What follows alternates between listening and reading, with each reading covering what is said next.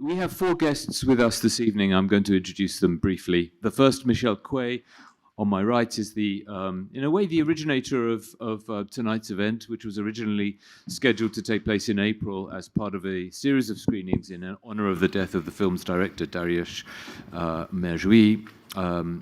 He died last October. Michelle is lecturer of Persian at Brown University's Center for Language Studies, where she teaches Persian language and literature and Iranian culture and cinema. She holds a PhD in classical Persian literature from the University of Cambridge, where she was a Gates Cambridge Scholar. In 2022, she co-edited the Routledge Handbook of Persian Literary Translation. So it's great to have her here. I'll ask her the first question in just a moment. Joan Copjec, on my far left, is Professor of Modern Culture and Media here at Brown. Joan regularly teaches courses on Iranian cinema, especially the works of Abbas Kiarostami, about whom she's writing a book dealing in part with the question of Islamic thought in Kiarostami's work. She is the author of, among other books, Read My Desire, Lacan Against the Historicists from 1994, and Imagine There's No Woman, Ethics and Sublimation from 2002, and many other works on top of that. To my to my far right is Merhdad Babadi, who is Omar Khayyam postdoctoral research fellow in Iranian Studies at the Center for Middle East Studies here at Brown. His research as a cultural anthropologist explores transformations in the practice and theory of intimacy in contemporary Iran. He's written on, for example, intellectual masculinities and gender dynamics in post-revolutionary Iranian cinema. So it's wonderful to have Merhdad also here. And then on my left is Foad Torshizi, who is assistant professor of art history at Rhode Island School of Design, where he is also an affiliate faculty member in the graduate program in global arts and cultures. And prior to this appointment, which was in 2017, he was studying for a PhD in comparative literature and society and in Middle East studies and Asian languages and cultures at Columbia University. He has an MA in art history from the University of Minnesota, and an MA in photography from the Honar University of Tehran. So, Michelle, I'd like to start with you. First of all, Mehrjui is not the most well-known Iranian filmmakers in the West, at least. He's sometimes talked about as the Iranian's Iranian filmmaker. In other words, the figure whose influence has been a little bit less overt than other figures such as Kiarostami, Makam Arbaf, and Panahi. So I wondered if we could begin by sort of asking you to situate this film and maybe Mehrjui in particular, in general, in relationship to Iranian cinema. It would be quite nice to have some information about the circumstances of his death a year ago and how that event has reverberated in Iran. And I think we should sort of move on to talk a little bit about the ways in which Iranian film criticism, how we are sort of dependent on Iranian film criticism, and how the criticism around this film has evolved. But maybe we can move on to that after that. Okay. First kind of it is question. on. Great. Yeah, these are all excellent points. I'm sure we'll get to all of them. I'm going to start briefly with Mehrjui and maybe try to situate him a bit amongst the other directors. So I run a film series every term here of Iranian cinema, and I'm usually looking for themes every term. So last October, when Mehrjui and his wife were tragically murdered in his home, that kind of inspired me to think of Mehrjui as a theme, as a retrospective, to sort of start appreciating his work. And what I found was it was actually very difficult even to just choose 5. So I was aiming to choose 5 films, and he has so much work and it's so diverse that I found it really hard to choose between them. So just to give you an idea, his first film, Diamond 33, is a James Bond parody flick from the old Hollywood-style film Farsi. And then just 2 years later, he comes with this, with Cow, right? So like this is an incredible leap, and we have to somehow account for this, explain this. He is one of the, a select number of directors that is a very big name, both pre-revolution and post-revolution, and that makes his body of work very interesting to study. He takes on a number of feminist themes in his later work, especially with Sarah, Patty, and Layla, which are kind of like a trilogy of women-centered films. And his oeuvre is so interesting because you can just kind of find everything in it, right? You can find this like goofy fish out of water comedy. You can find social issue films. You can find allegories about class conflict. You can find these like deep philosophical investigations of mysticism. So I think that's what attracted me to Mehrjui in particular. And then when we were trying to select a film for this, we do tend to take into account sort of the critical apparatus that is surrounding that film. And this film by far has attracted the most critical attention. I think we can probably agree. So yeah, I think that's probably some of the basic topics that I wanted to address.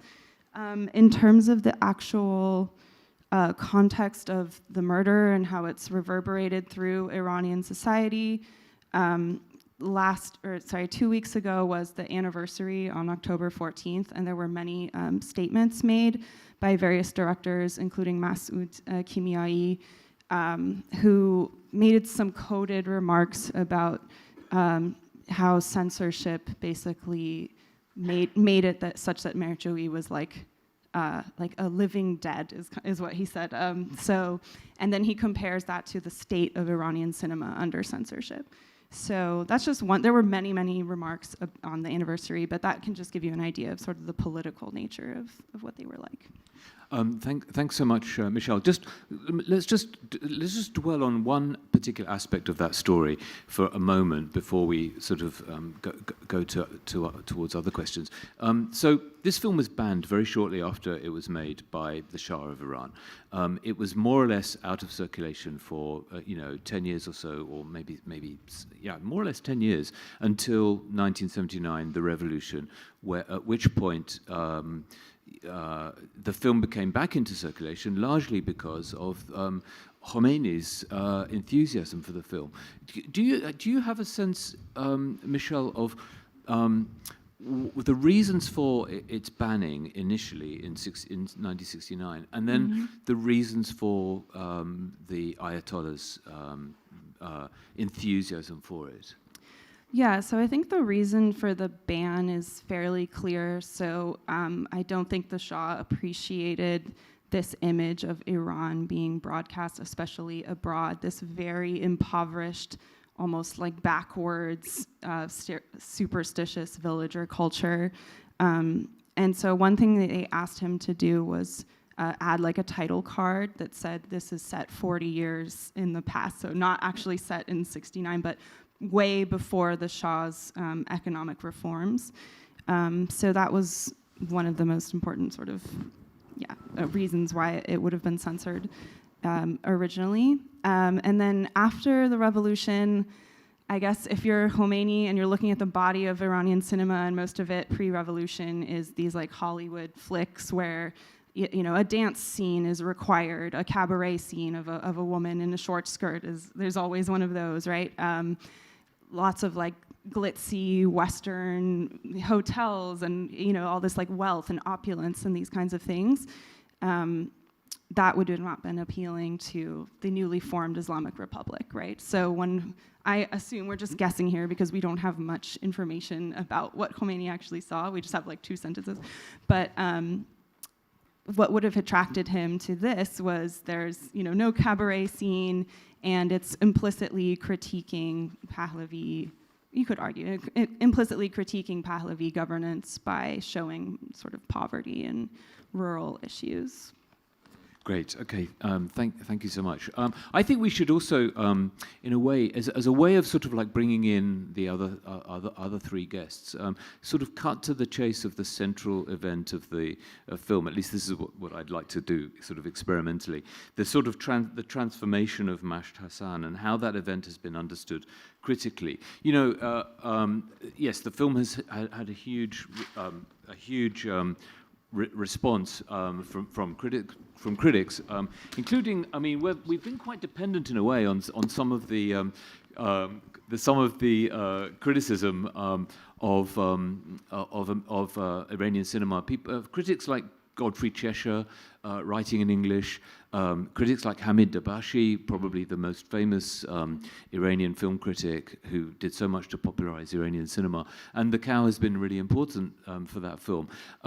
But I wonder if I could just sort of ask you all in a way to say something about how you're situating yourself in relationship to the established film criticism. How satisfactory do you find the established criticism on this film, and how do you understand the central enigmatic image, which is so sustained in the film, so beautifully acted, so dramatic, this extraordinary transformation. What is going on with that? And maybe I should start with you Merhdad. It was introduced in many of the books that you mentioned by Dabashi, by Nafisi, and others, as the very beginning of the Iranian New Wave movement or cinema. This is something that has been contested more recently. There are people like Jonathan Rosenbaum, for instance, saying Forough Farrokhzad's The House is Black, 1962 is the beginning of this movement. There are other films that people talk about. Gulestan's Brick and Mirror is one. Night of the Hunchback of Farrokh Ghaffari is another one. But what you can see in most of these films, and surprisingly, because these people they were friends and they knew each other, but it's not that they were working within a very systematic and established movement. Most of these people were among intellectuals. Some of them were coming back from the West, like Mehrjui, who went to UCLA and studied philosophy. Farrokhzad and Golestan were in Iran. Golestan was related to the Anglo-Iranian oil company, and through that he learned English and translated some stuff. So these people knew each other. They were not connected as a central movement. But what you can see in them is the influence of Italian neorealism and French New Wave on the one hand, and then things that they can borrow from their own literature and philosophical backgrounds of Iran mixed with Islamic philosophy, mysticism, those elements, which allowed them to come up with a very creative style of filmmaking, which in some ways it's amateur. It's not that these people were established filmmakers. The Cow is the second film of Mehrjui, and it's very experimental, as you can see. But at the same time, these are the craze and the passion of a young person trying to play with all these. And you see the elements of Italian neorealism, or you can call it Iranian neorealism, the location shooting, for instance, the village, children, the poor, the ordinary people, long takes of slow cinema that you can see. But then the very next scene, you see the night, and the night is like a mysterious, surrealist horror film coming up like a German expressionist, like The Cabinet of Dr. Caligari. You can say some crime is about to happen, some music that plays in. The music switches from santur and traditional Iranian music of the day to piano of the night, for instance. And many other very interesting and clever and yet experimental and amateur switches that they are still playing with form and content to see what they can do. And this is one of the best examples of it. And the feature for Mehrjui to be a very central figure in Iranian cinema is because, contrary to some of the other members of this movement, he was very good at combining some energy of the commercial popular cinema with the artistic elements of, so his cinema has a faster paced, has more rhythm to it, and as he goes to the time of 1980s and 1990s post-revolutionary, you can see that that tempo still continues with Hamoon and with some of other films, whereas the other members of New Wave go for slow cinema, the cinema that we know mostly of Iran. Okay, that's wonderfully interesting. What I mean, how convincing do you find this term psychedelic realism that Dabashi uses to talk about this film? Because I thought of this as in relationship to your take on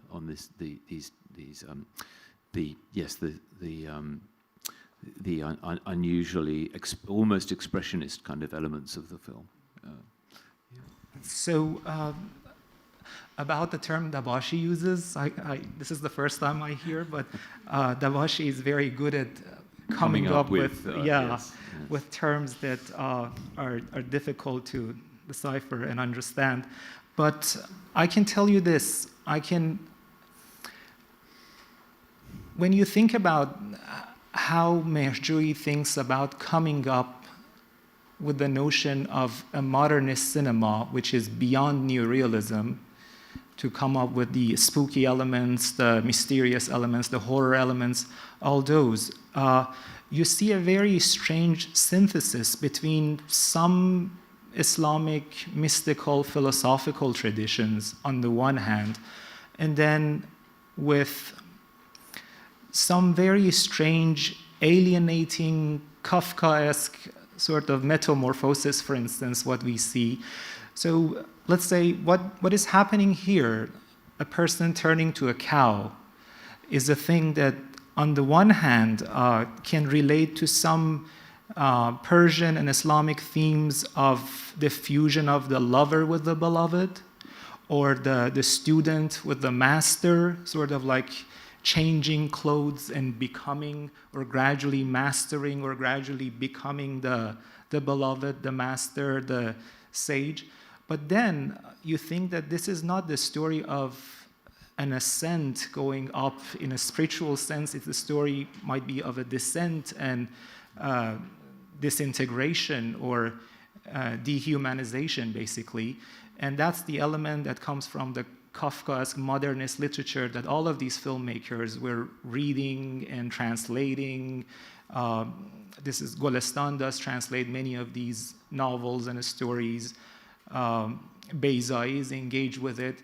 You always find these elements, and this is the creativity, trying to come up with things. And then with Iranian revolution 10 years later, you still see the same elements, that people trying to combine philosophical, Western philosophical schools with Islamic theology and coming up with Islamic Marxism, or with, so these syntheses are happening in the realm of cinema, in the literature, and in politics. Okay, wonderful, thank you. Of course, it's also this story. This film is an adaptation of a story. We haven't quite mentioned that, but the story is adapted from the work of Gholam Hossein Saidi. It's a story, and he worked very closely with Mehrjui. And one dimension of that, of this aspect of the film, is that Saidi was a practicing psychiatrist, and Dabashi in particular talks about, a little bit introduces the theme of psychoanalysis and the influence of Freud. And I wanted to ask you, Joan, since your psychoanalysis is really central to your engagement with cinema in general, how convincing you find, or satisfactory you find, the way that Dabashi introduces Freud into his reading of the film, and what do you want us to take away from this film along these lines, Joan? I think one of the reasons why Jonathan Rosenbaum, and I'll get to your question, I'm not sidestepping it, is that he wanted to, well, first of all, Farouk Farrokhzad she was a writer, but she was also made films. But I think it's important to link the kind of revolution, a literary revolution, to the cinematic one. And so that I think Jonathan Rosenbaum wants to keep that, and it is very important. And so the fact that Saidi, wrote the story, it's from his book, The Mourners of Baal. This is one of the stories from that. And that there were these cooperative filmmakers often worked in teams and often worked with literary people, so cinematic and literary combined. So that's important to say. And the fact that Saidi was also a psychiatrist is important here. Well, now we get to the uncanny, which is, and also about the Bashi. He does that in every single instance. He puts an adjective before the real, some kind of real. In every single director that he encounters, there's an adjective before it. So it's not simply realism. It's something else because, and that has a lot to do with the fact that there's, the esoteric and exoteric dimensions. And so he wants to get the esoteric dimension there, not which works with the, doesn't forego the exoteric.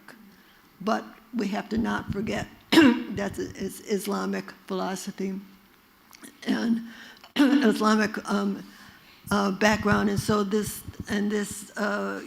two terms work together. About the uncanny, well, if you read, I think when Dabashi talks about it, he says, I don't know if Saidi ever read. He could, because he was I don't know if he ever read the Freud's text. And I read it to see if he did, and I think he did. I think he did. I mean, there's one scene in there that seems to be straight out of Freud. The scene where the cow is being it's uncanny. There's no other word for it. The cow is being put in this hole, and it seems to be animated. It seems to be animated, and it seems to it comes alive for a moment, almost, right? Yes, it comes alive. It comes alive. That's it. So the idea of the uncanny is this.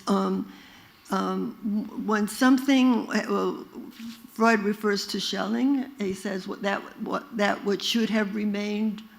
What is it? That which should have remained something private. Yeah, or it's not private, or is it? Yeah, sorry, yeah. Comes to the fore. Homely, yes, becomes unholy. Yeah, yes. So. So that seems, and also if you read the essay on the uncanny, you'll find that Freud, the first sentence is a kind of nod to Kant. He says something about, that indicates, when we're talking about reason, there's three critiques. There's kind of, the reason isn't just some kind of, the third critique is about literature, and it's as though Freud were offering another form of it's not the sublime that and it's not the beautiful, and it seems that he's offering that this kind of literature. Go ahead. It touches a bit on the politics, on the question of the politics of the film, doesn't it? Yes. I mean, because this is a closed community, relatively speaking. Of course, it is haunted by what is outside, what is unheimlich. I mean, with the Buluris, whoever they are, who are threatening. So the entire community is convulsed with fear of this outside force, and the intimacy of the community is is created out of that force. So we have there it's some version of the Heimlich-unheimlich relationship is there as well. Would you say that's right? Yeah, I mean, but I also think it's not only the way what is Freud trying to do in that essay. He is really working with literature too. He talks about literature all the time throughout the thing, throughout the entire essay. He keeps going back to literature, and at the end he says, literature. What literature can do is to introduce something that has technology or has devices that it can lean on to create this, something that one doesn't find in reality. And it's not that it's pointing up something that is in reality, but it makes something come into reality. And I really do think that, if you read over the essay on the uncanny, you'll see how much it fits with all of the Iranian cinema. I mean, I'm thinking at the moment of Kiarostami, where he says, "I use fiction to get after truth," and that's basically what the essay on the uncanny is about.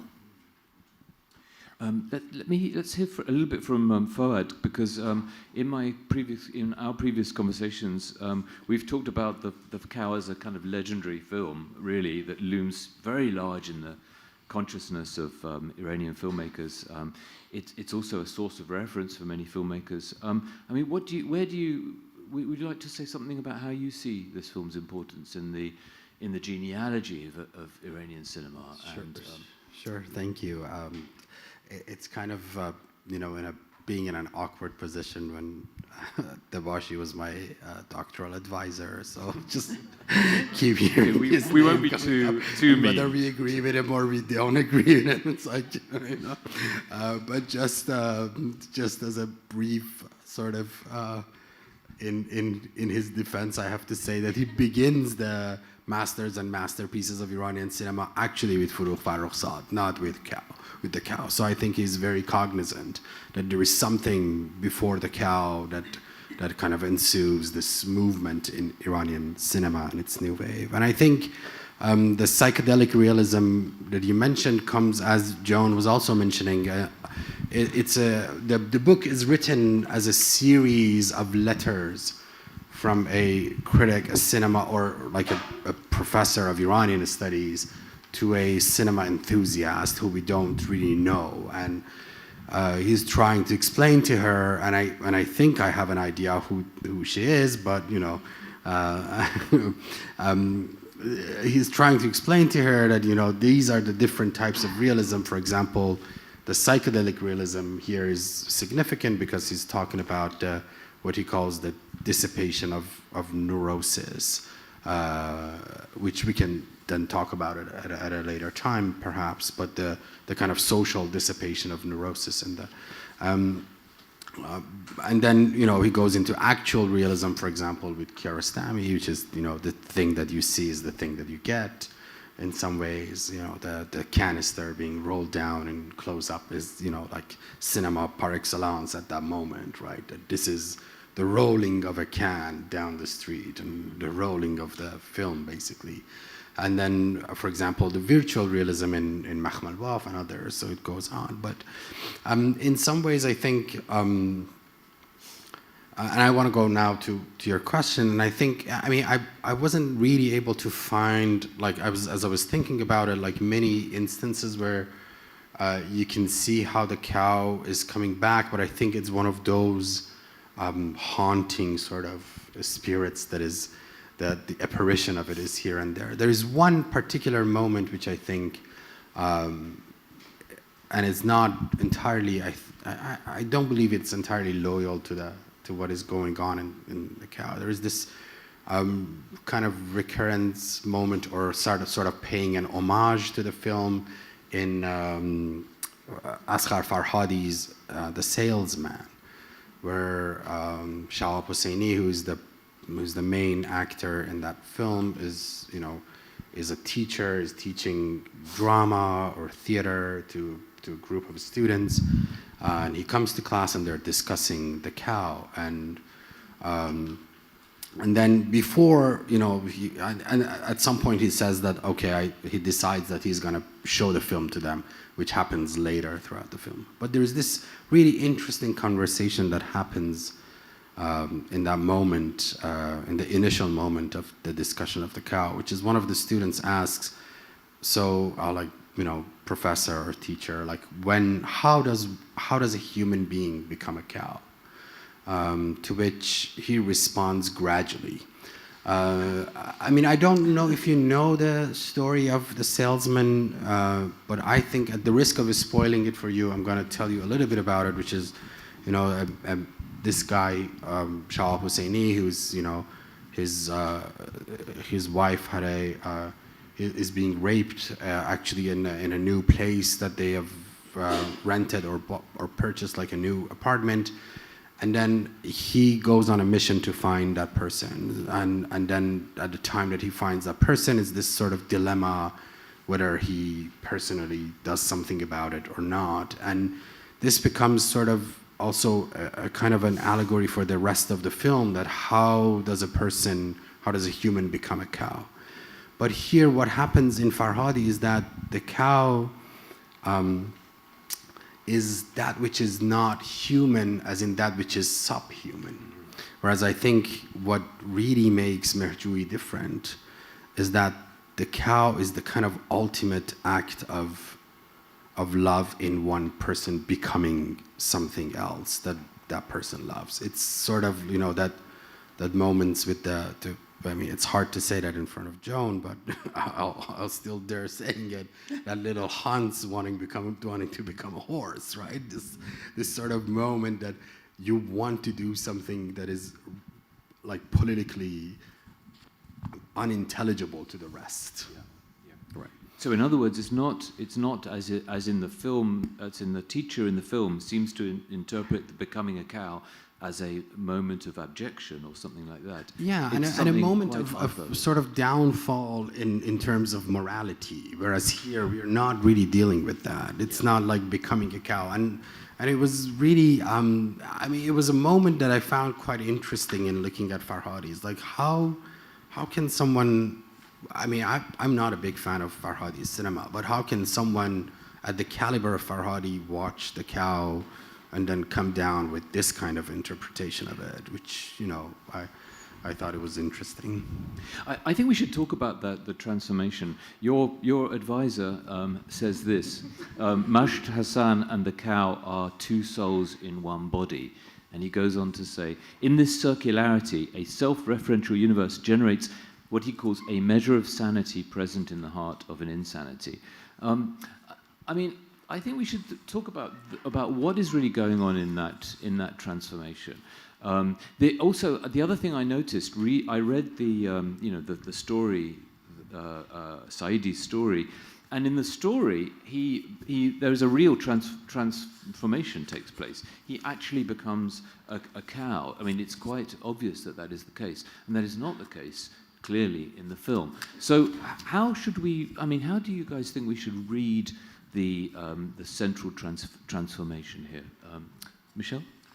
I guess coming from like a classical literature background, my instinct is to understand it within the tradition of Islamic mysticism. So I see it as like an embodiment of this, or like a manifestation of the unity that happens between the lover and the beloved in these classical poems, and the beloved might be the divine, right? So it's certainly not like a lowering down. It's not a descent to enter this kind of union. It's definitely an ascent, right? I think I primarily see it within that lens, but I'm coming from classical literature and not from psychoanalytics, so I'm happy to hear others' interpretations. There is a lot of fear, and again, this is interesting. There is a lot of fear in this film, fear of losing the cow, losing the sheep, losing the limited resources that the people of village have. And They're worried about the Bluries, the thieves of the other village coming to them, taking it from them. But this fear, again, gets repeated in many of the new wave films of Iranian cinema. In Brick and Mirror, we see that, the fear of the night, the fear of losing your child, the fear of many fears come up, which is very interesting.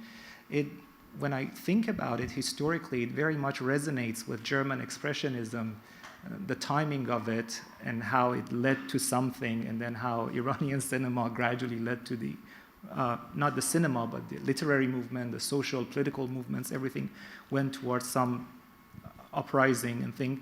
But when I think about, for instance, Mehrjui making this film, I'm curious about the cinematic part. These people are versed in literature, in theater, in poetry.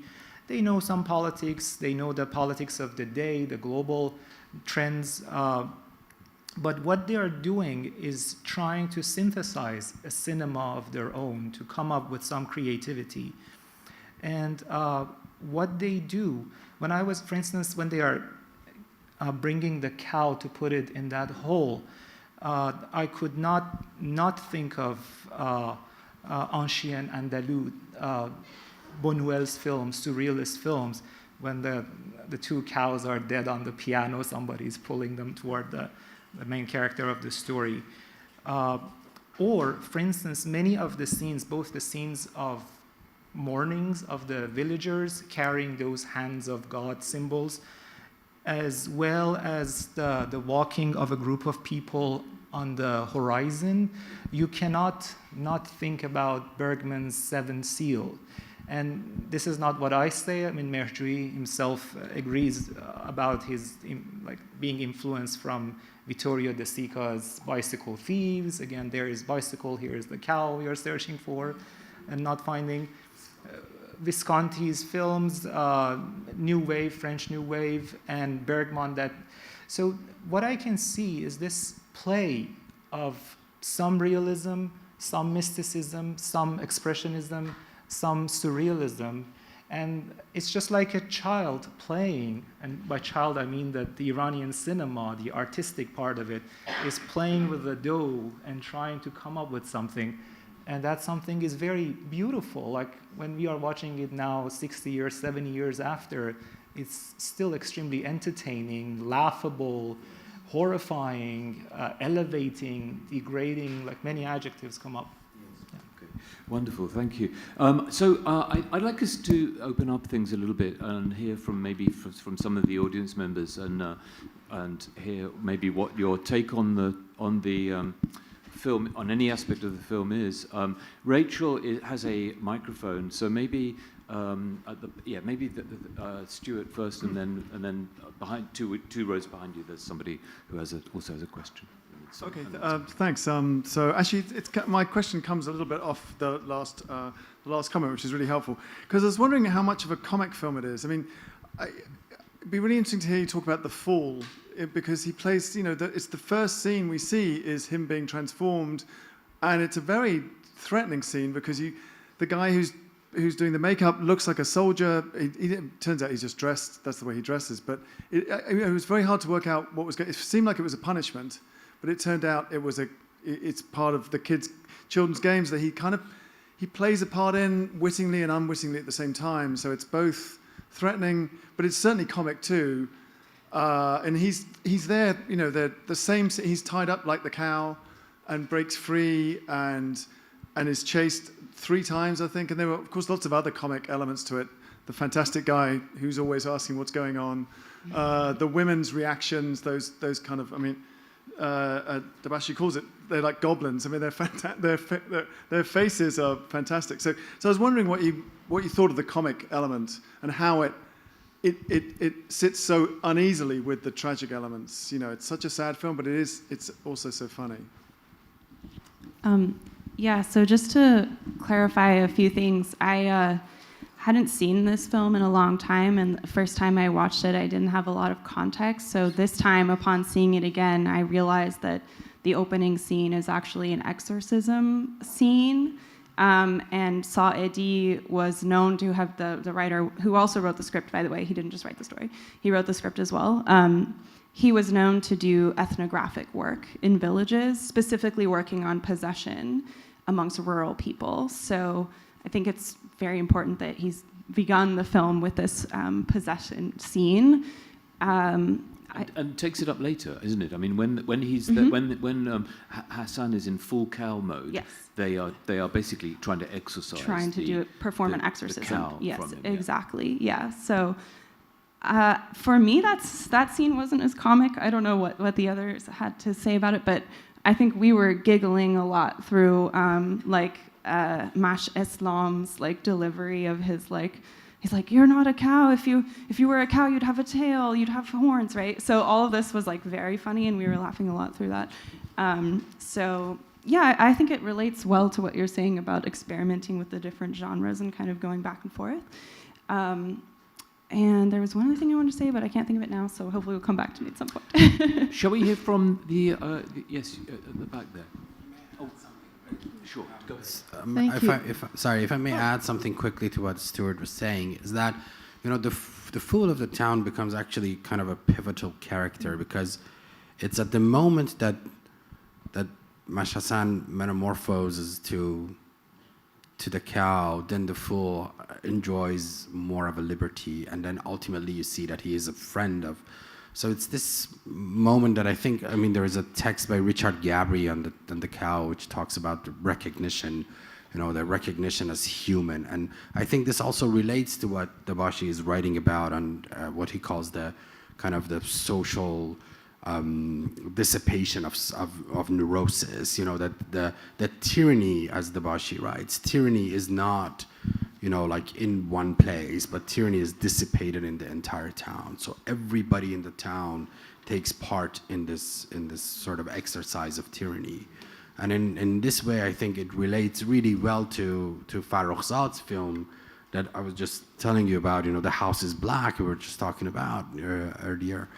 And in The House is Black, it's another form of tyranny, of the geometricization of the leper colony, of the lepers outside, ostracization of them from the society, which is then turned into also a kind of a autobiographical sort of rumination on the part of Farrokh Farrokhzad, which was kind of considered sexually promiscuous and sort of stigmatized because of it.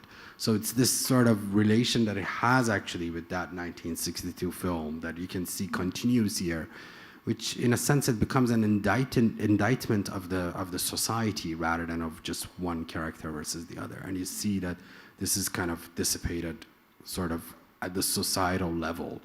Another moment of this is the very last, sort of one of the very last moments where they are carrying Mashassan and they metamorphose to the Buluris.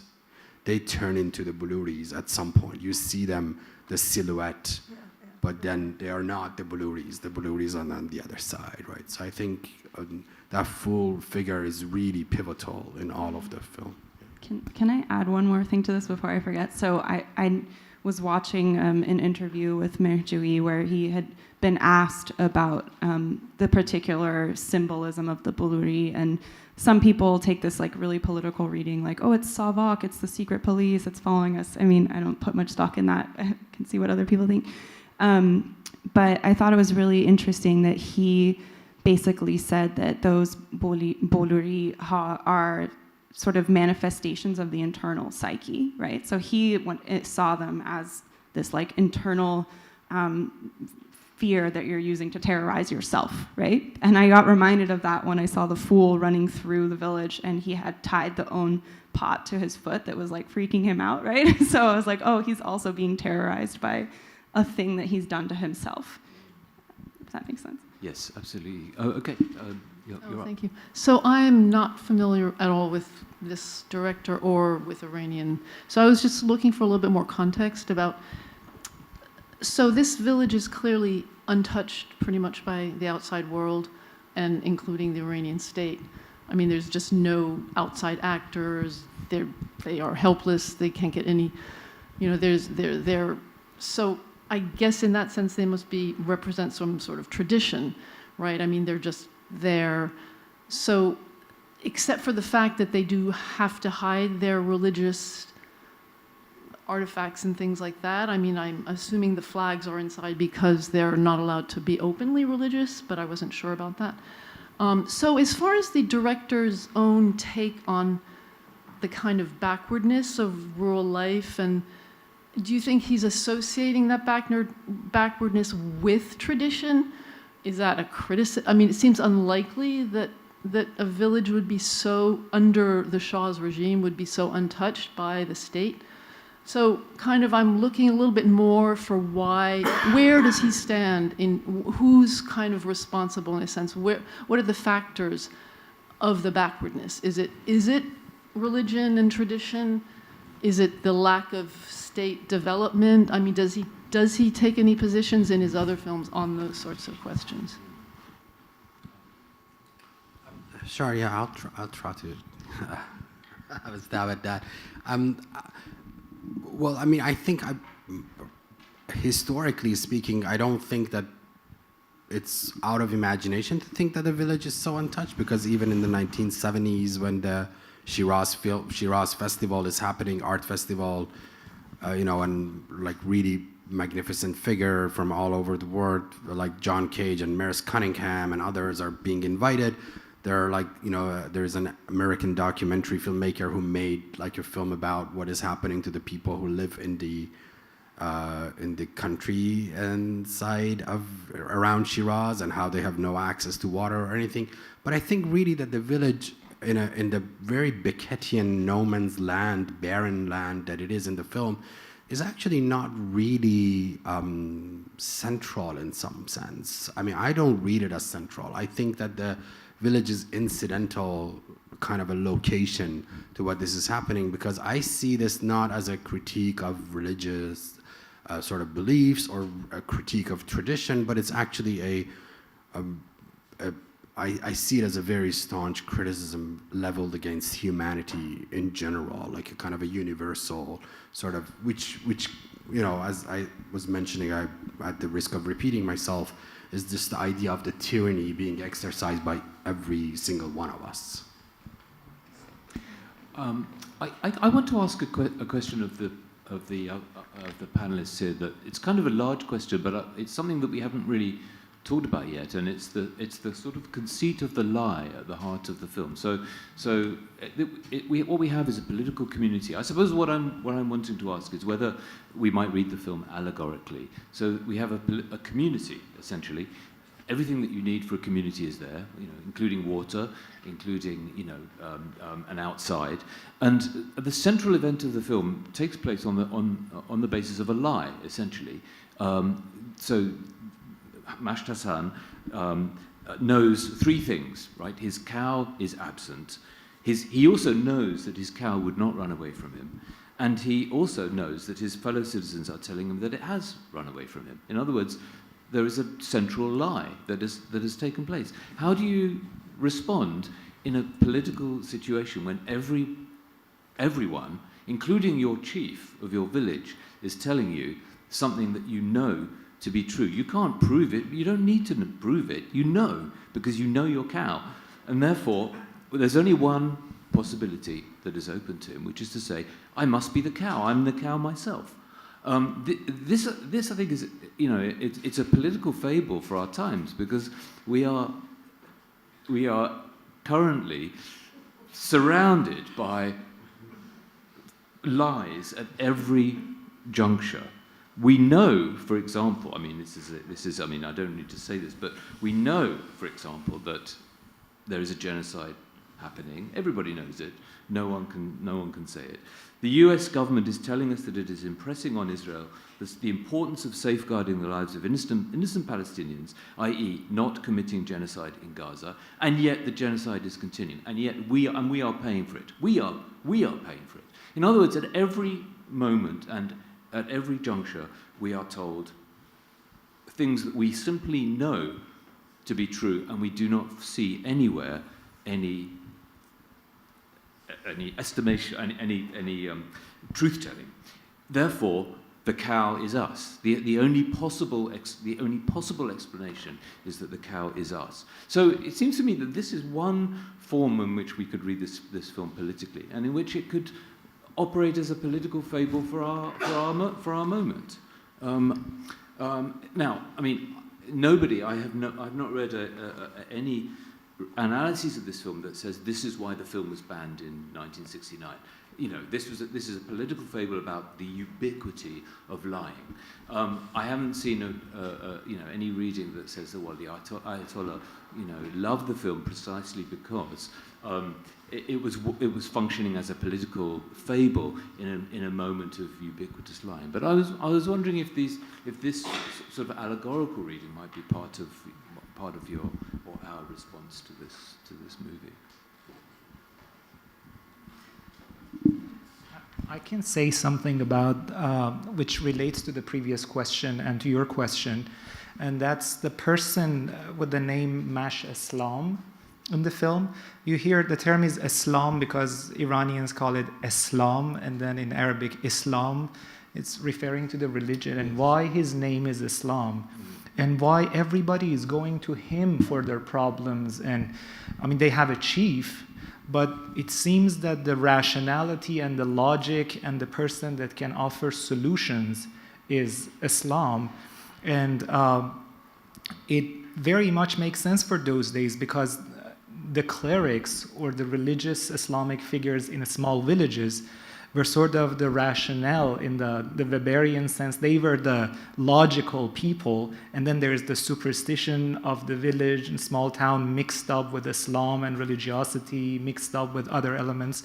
So when we see that people go to him and asking him questions or what we should do and what not to do, and should we take him to the hospital or should we hide it as a lie and saying that the cow ran away, that's very important. And even what he offers that the village agrees on, he comes up with a lie and everybody agrees except one person who rejects a few times, and then everybody says, shut up, like we are deciding on this, which very much matches the notion of taqiyyah, which is an Islamic Shia rule of when it's good to hide something, we can do that, and that is justified religiously or ethically, not to tell the truth or to hide it, and that creates all sorts of problems. Ayatollah Khomeini himself was very famous for coming up with those lies, and they say, and then said khod-e kardam, which means I lied, or this is a huge problem. But you can see the character as being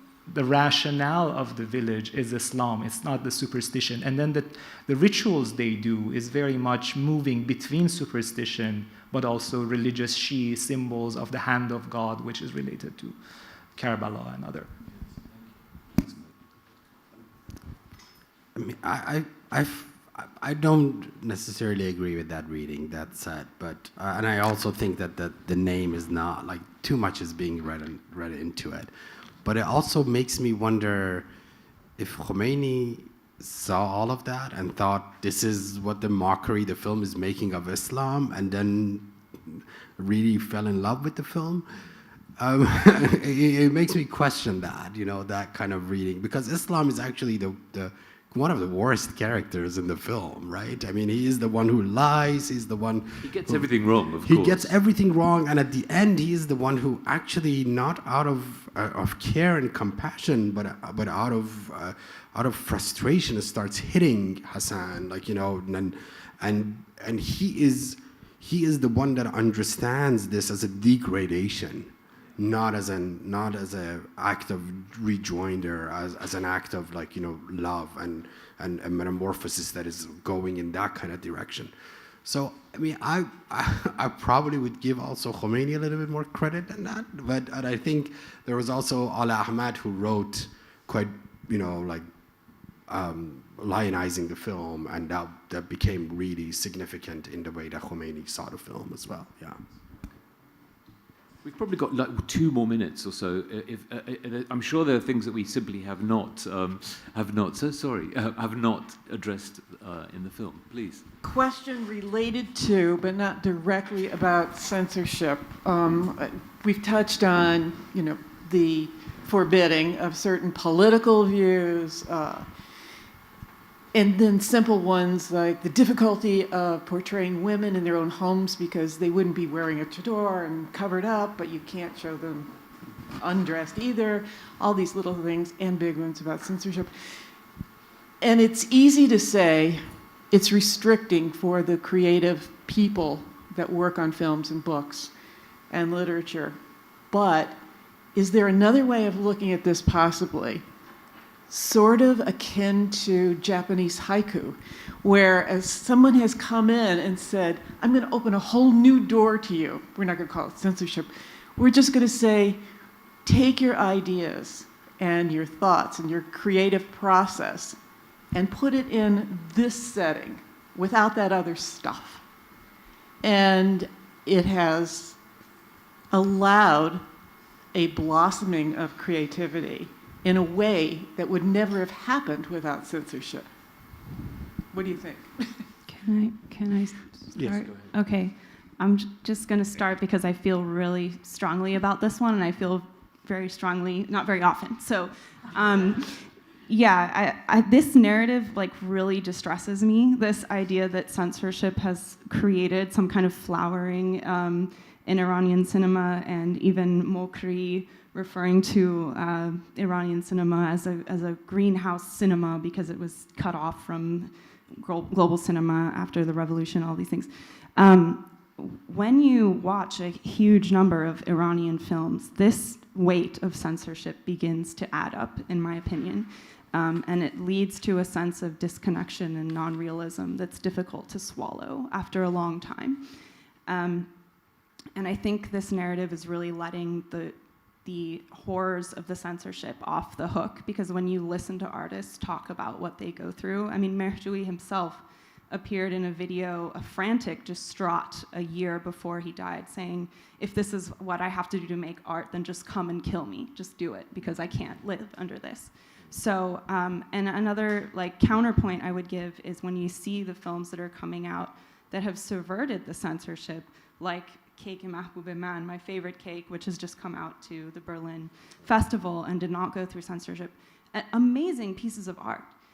Films that came during the reformist period, 98 through 2002, just otherworldly what they could do with even 12% of, not censored versus 1%, right? So I personally would fight really strongly against this argument, but I'm happy to hear cinema experts' opinions. So, yeah. Thank you for that answer. Well, I did just today read an anecdote about a film that Mehrjui made, which I'm sure some of you guys have seen. I can't remember which one it is, and I haven't seen it. A film where he gets around the ban on showing women's hair by having a scene very early in the film where a woman's entire scalp is shaved off, and then she's given the pear tree, exactly, and then she's given a wig that is uncannily similar to her real hair, and then she is shown with her hair in the rest of the film. Yeah. Just quickly, I mean, this is an argument that you're going to always lose because you're going to come out on the side of censorship, and I'm not going to make that argument. But there were a group of the filmmakers who actually wrote letters to the government, including Mehrjui and Beyzai and Kiarostami and others, asking the government to, in effect, put censorship on what is being shown in Iran, in fear that Hollywood cinema, if it make it to Iranian, theaters, will actually kill what is remained of Iranian cinema. So I mean, this is it's an argument that has some sort of merit, but I think it needs to be worded in a way that that you don't come on the losing side of being for censorship, right? But it does merit, really thinking about it. What would have left of Iranian cinema if Hollywood cinema was let in the early 1980s? It's a really important question, Unfortunately, we're well over time, so we actually do need to finish. We could talk about this film for quite a while. Let me just thank my four guests: Joan, Foad, Michelle, and Merhdad, for coming and talking about this film. Thanks to you all for attending and listening as well. So, Thank you for organizing, Tim.